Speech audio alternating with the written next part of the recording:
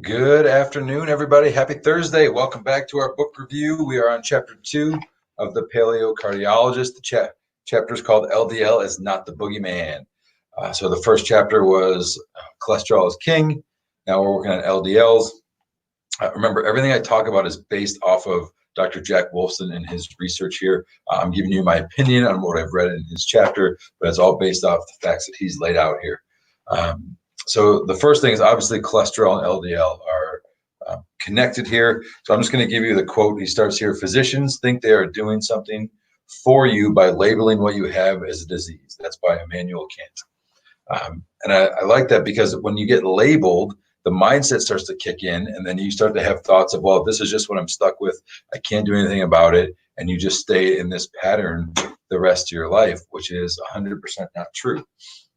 So hopefully, as we go through this book and do some of the reviews here, and you have a chance to reflect on what you've been doing, you can make positive changes for the future and truly get yourself healthy instead of just treating either the symptom or just continuing unhealthy habits and just covering them up with Band-Aids. We don't want to do that. So LDL is a low density lipoprotein. You've also heard of its counterpart, HDL, high density lipoproteins. There's actually a bunch of those that run through the body. Those are the two that we've heard the most about.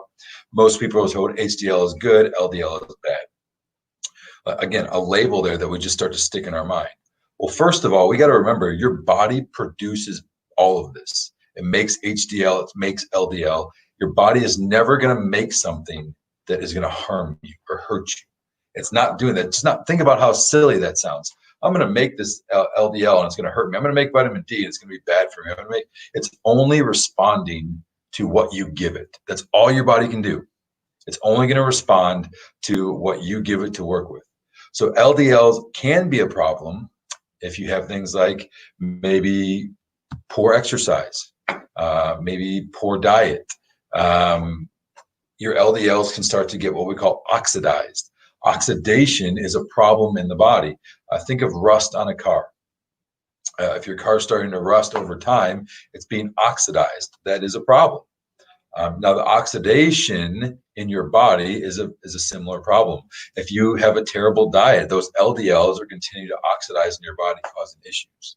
Now, why we're told that HDLs, the high density lipoproteins, are important is because they do tend to fight to reduce the oxidation levels. So the HDL is going to grab those molecules. High density lipoproteins are going to grab those molecules and then bring them back to the liver so the liver can process them. So you have less there for oxidation. But the LDL is important. The LDL is transporting things in your bloodstream. It's what, if you think of oil and water, they don't mix. Well, that's kind of the fat in your blood cells. They're running through your blood, so you've got to do something with that. And the way you transport those is through LDLs. But if you have poor exercise, poor diet, you're unhealthy in general, those LDLs are going to continue to go in your bloodstream until they get oxidized and become a problem. But if you have a good diet, if you have good exercise habits, if you eat healthy, you're still going to have LDLs. They're still transporting fat in your body, but it's doing it without being oxidized as much and staying healthy. And then your HDLs will continue to get stronger. They'll continue to take those molecules so they don't oxidize quite as much. So I think that's a good recap of how he talks about HDLs and LDLs. Let's see, what are some other highlights here? So fat storage he talks about in here. So fat storage, the liver packages triglycerides for use for energy, and they store them as fat. So the more carbohydrates, sugar, and excessive calories consumed, the more triglycerides are stored as fat. So if trouble losing weight, your body's got to store that stuff somewhere. Let's see. Last thing, I think you put this really well, so instead of me trying to paraphrase it, I'm just going to read it. We need to realize cholesterol does not cause disease. What does cause disease is eating unhealthy foods like sugar, wheat, soy, corn.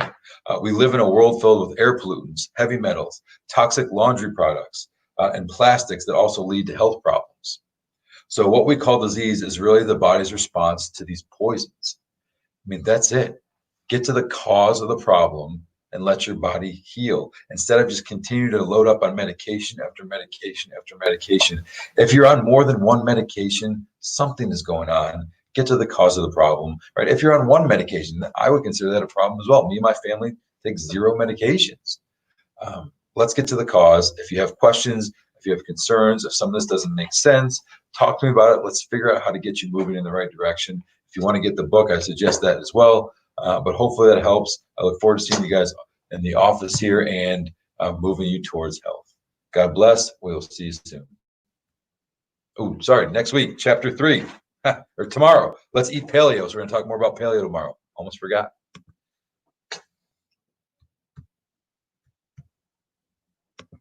End broadcast.